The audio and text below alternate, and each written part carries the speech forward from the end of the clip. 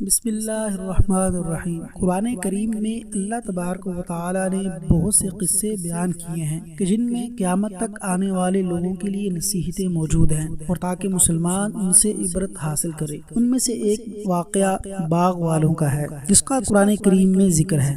یمن میں ایک بہت ہی سرسبز اور شاداب باغ تھا اور اس باغ کا مالک ایک بہت نیک دل انسان تھا۔ جب فصل کاٹنے کا وقت آتا تو وہ اپنی فصل کے 3 حصے کرتا، ایک حصہ اپنے گھر لے جاتا اور دوسرا حصہ غریبوں اور مسکینوں میں تقسیم کر دیتا اور تیسرا حصہ اپنے باغ پہ لگاتا۔ اللہ تبارک و تعالیٰ نے اسے بہت فراوانی عطا فرمائی، لیکن اس کے مرنے کے بعد اس کے وارث اس کے 3 بیٹے بنے کہ جو کہنے لگے کہ ہمارا والد تو بیوقوف تھا کہ جو غریبوں اور مساکین پہ خرچ کیا کرتا تھا، ہمارے تو اپنے اخراجات پورے نہیں ہوتے، تو ہم کیسے مساکین اور غریبوں میں یہ باغ تقسیم کریں۔ تب انہوں نے مشورہ کیا کہ جب پھل اور کھیتی کاٹنے کا وقت آئے گا تو ہم صبح ہوتے ہی پھل اتار لیں گے اور پیداوار کاٹ لیں گے تاکہ مسکینوں اور غریبوں کو مانگنے کا موقع ہی نہ ملے۔ یہ سب مشورہ کر کے بڑے اطمینان سے سو گئے۔ راتوں رات اس باغ پہ اللہ تعالیٰ کا عذاب آیا اور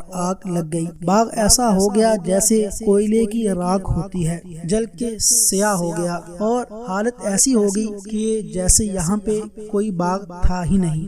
صبح ہوتے ہی انہوں نے ایک دوسرے کو آوازیں دی کہ اگر تمہیں پھل اتارنے ہیں تو اپنی کھیتی پر سویرے سویرے ہی جانا ہوگا۔ یہ سب باتیں کرتے ہوئے اپنے باغ میں گئے اور جب وہاں پہ پہنچے تو کیا دیکھتے ہیں کہ وہاں پہ ان کا باغ موجود نہیں تھا، تو وہ کہنے لگے انا لضالون کہ شاید ہم راستہ بھول چکے ہیں۔ پھر دوسرا کہنے لگا نہیں بلکہ ہم محروم کر دیے گئے ہیں۔ تو اللہ تعالیٰ کا یہ عذاب تھا کہ اس وجہ سے ان کا باغ مکمل جل کے راکھ ہو چکا تھا۔ فَأَقْبَلَ بَعْضُهُمْ عَلَى بَعْضٍ يَتَلَاوَمُونَ تو وہ ایک دوسرے کو ملامت کرنے لگے۔ اللہ تبارک و تعالیٰ نے فرمایا كَذَلِكَ الْعَذَابُ میرا عذاب ایسے ہی نازل ہوتا ہے۔ وَلَعَذَابُ الْآخِرَةِ أَكْبَرُ البتہ جو آخرت کا عذاب ہے وہ اس سے بھی بڑا ہے۔ لَوْ كَانُوا يَعْلَمُونَ کاش کے لوگ جان جائیں۔